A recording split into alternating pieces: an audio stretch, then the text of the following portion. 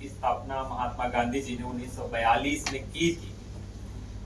और उससे पहले लगभग मैं कह सकता हूं कि 2-3 दशक पहले ही दक्षिण भारत हिंदी प्रचार सभा का भी नाम आता है, जिसकी स्थापना स्वयं गांधी जी ने इंदौर वाले अधिवेशन में निर्णय लेकर तो उसकी स्थापना भी की थी। और इस संस्था के साथ मेरा संपर्क उस समय रहा जब डॉक्टर सुशीला गुप्ता जी उधर आई थी दक्षिण में 90 दशक में। उन्होंने मुझे यहाँ आमंत्रित किया, लेकिन दुर्भाग्य से मैं नहीं आ पाया। सौभाग्य है कि मैं आज यहाँ उपस्थित हूँ। और इस प्रतिष्ठित संस्था के तमाम सेवकगण, न्यासी व अध्यक्ष श्री सतीश शाह जी, न्यासी व मानद सचिव श्री फिरोज पाई जी, न्यासी व मानद कोषाध्यक्ष श्री अरविंद डेगवेकर जी और न्यासी विजय पटेल जी, संगोष्ठी के संयोजकगण डॉक्टर रीता कुमार जी और श्री राकेश कुमार त्रिपाठी जी, सभा के समस्त सेवी कल और परसों से हमारे साथ रहे साथ देने वाले श्री गंगा शरण सिंह जी और श्री ब्रजेश पांडे जी, तो और संगोष्ठी के अवसर पर पधारे हमारे कई सारे विद्वान आचार्य सदानंद शाही जी और वरिष्ठ लेखक श्री बालचंद्र जोशी जी और मंजुला देसाई जी और पुस्तकालय अध्यक्ष महोदय और नाम मैं तुरंत नहीं जाना, और डॉक्टर आर.एस. रावत जी और डॉक्टर ममता माली जी और कई सारे मित्रों के नाम मुझे पता नहीं है। और इस सत्र में मेरे सहवक्ता गण जो भी हैं, डॉक्टर प्रज्ञा शुक्ला जी, प्रोफेसर भारती गोरे जी, मनप्रीत कौर जी और मेरे बाद बोलने वाले संतोष कौल काक जी, समस्त देवियों, सज्जनों और प्यारे छात्रों। और मुझे जब यहाँ आमंत्रण मिला था, मैं आपकी आयु में था, मेरे पास ग्रेजुएशन नहीं था, मेरी एक पत्रिका थी, तो इसीलिए दक्षिण में मेरी बड़ी पहचान थी। तो अब मैं जिस प्रांत से हूँ उस प्रांत का नाम है अनंतपुरम। नाम में अनंत है और उस पुरम में इतने अनंत साधक हैं कबीर जैसे, आपको बड़ा आश्चर्य लगेगा। तो जस्ट आपके यहाँ के, क्योंकि अभी भारती गोरे जी ने जब यहाँ के मराठी संतों की बात कही तो आपकी स्थानीय भाषा होने की वजह से ज्यादा पहचान गए आप यहाँ के संतों के। चलो आजकल के जो बाबा लोग हैं और उस रूप में यहाँ के एक बाबा का ले लूं मैं, साईं बाबा का, और फिर पीछे जाइए हमारे अनंत में आपको इतने सारे बड़े बाल वाले एक साईं बाबा का नाम मिल जाता है। एक ने ऐसे बाबा हमारे अनंतपुर जिले में गली गली में, तो ये आज की बात है।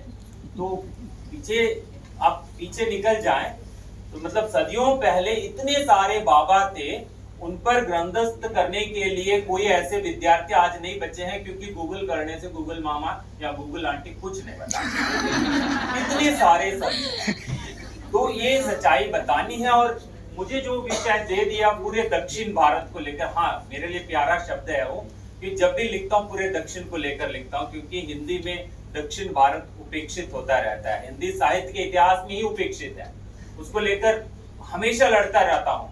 आचार्य रामचंद्र शुक्ल से लेके आज तक जितने सारे आपको शताधिक इतिहास है, उन सब में दक्षिण भारत उपेक्षित है। क्योंकि आप कहेंगे कि क्या कहाँ साहित्य है, आपके अपभ्रंश साहित्य शुरू कीजिए कर्नाटक से, वहीं से शुरू करना पड़ेगा आपको।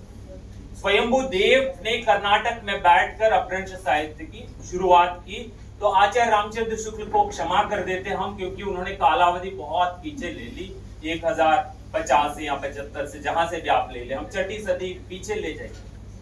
तो अब मेरे पास जब दक्षिण की बात करते हैं और विशेषकर दक्षिण भारतीय भाषाओं में कबीर को ढूंढने की कोशिश करते हैं, कम अवधि नहीं लेना चाहिए मुझे, कम से कम 2000 वर्ष की अवधि लेनी पड़ेगी मुझे। और मैं उस प्रदेश से आ रहा हूं जहां जिसका प्रतिनिधित्व करूं, बहुत छोटा प्रदेश है पांडिचेरी, लेकिन मुझे 6 राज्यों का प्रतिनिधित्व करना है यहाँ पे। तो राज्य बढ़ते गए, बड़े होते गए, तो 6 राज्य हैं और राज्यों का नाम तक नहीं लूंगा मैं, क्योंकि आप सबके नाम तक नहीं ले पाए, क्योंकि मेरे जिले में ही इतने संत हैं जिनके नाम लेते मेरा समय कट जाएगा। तो मैं सीमित कर दूंगा, सीमित इतना करूंगा कि जब मैं नाम 6 ले रहा हूं, मतलब 6 राज्य कह रहा हूं, 6 नाम ही लूंगा, ज्यादा नाम नहीं लूंगा, तो आपको गारंटी दे रहा हूं। और भाषाएं, भाषाओं की दृष्टि से देखिए, आप आर्य द्रविड़ कह रहे हैं, तथाकथित आर्य जितने भी नाम आप लिए, यहीं पे हम सारे आर्य परिवार के जितने भी नाम आ गए, जैसे गुजराती लीजिए, मराठी लीजिए, पंजाबी और भी हैं। तो मुझे पूरा दक्षिण का प्रतिनिधित्व लेना है। सो वहां पे द्रविड़ भाषाओं में भी 30 से ज्यादा है। हम कह देते 3 दर्जन भाषाएं कर लीजिए आप। तो 3 दर्जन भाषाओं में हम पंच द्रविड़ भाषाओं के नाम ज्यादा लेते हैं, तो उसमें भी एक को छोड़ दो, 4 का नाम ले लूं, तो उस हिसाब से कम 4 ऐसे प्रतिनिधियों का नाम मैं लूं तो सही रहेगा। तो इतना जब मेरे पास बड़ा दायित्व है, तो थोड़ा सा मेरे पास घड़ी तो मुझे नहीं दिख रही है, लेकिन हाँ मेरे सामने है। तो मैं कोशिश करूंगा कि समयावधि का थोड़ा सा पालन मैं करूं, लेकिन थोड़ा समय में खींच भी लूंगा। अब देखिए, कबीर नाम लिया आपने, कबीर का भी 3 अक्षर है, और उनको आप भक्ति के संबंध में बात करते हुए कहते हैं भक्ति द्रविड़ उपजी। तो वहीं से बात शुरू करनी है। और कब से मैं पैदा करूं भक्ति को, कब से पैदा करूं? 8वीं सदी में शंकराचार्य के हम ब्रह्मास्मि से शुरू करूं और पीछे ले जाना पड़ेगा मुझे, क्योंकि मैं तमिल प्रदेश का रिप्रेजेंटेशन कर रहा हूं। अपने प्रदेश का, तेलुगु प्रदेश से ज्यादा तमिल प्रदेश का जो मैं प्रतिनिधित्व कर रहा हूं, और तमिल साहित्य वर्सेस संस्कृत और हिंदी साहित्य भी हो जाती है बात। तो जब आप कहेंगे कि संस्कृत प्राचीन है, आप आके देखिए, बात कह के देखिए, तमिल प्रदेश मानेंगे बहुत प्राचीन कहते हैं। कम से कम 5000 वर्षों की प्राचीनता की बात होती है, और स्वयं इंद्र को वे अपने